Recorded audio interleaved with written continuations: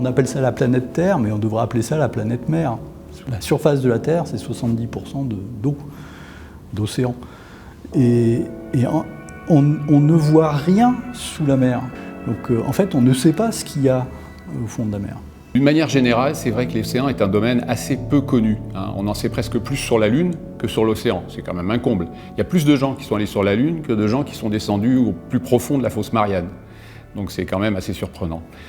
Dans l'histoire de l'exploration des océans, il y a un personnage qui m'intéresse beaucoup, c'est Auguste Piccard, qui fait partie de cette famille d'inventeurs.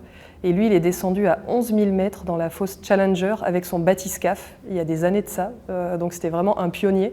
Je crois qu'il a vu 1 ou 2 poissons, 1 ou 2 bêtes, c'est ce qui a prouvé que d'ailleurs certains poissons pouvaient vivre si profond. On peut penser que c'est incroyable de survivre dans de telles conditions, en termes de pression, notamment, et il y a de la vie pourtant.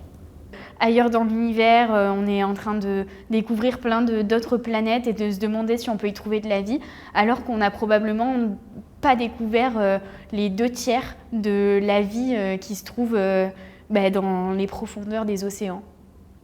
C'est un lieu où malheureusement on découvre aussi les effets de bord de la pollution, des activités humaines. On y a trouvé du plastique à 11 000 mètres de profondeur. Voilà, ça paraît surprenant, mais ça existe. Voilà. Bon, c'est un lieu de découverte. On a encore beaucoup de choses à découvrir dans les océans. Ça rend un peu le domaine magique et intéressant, bien sûr.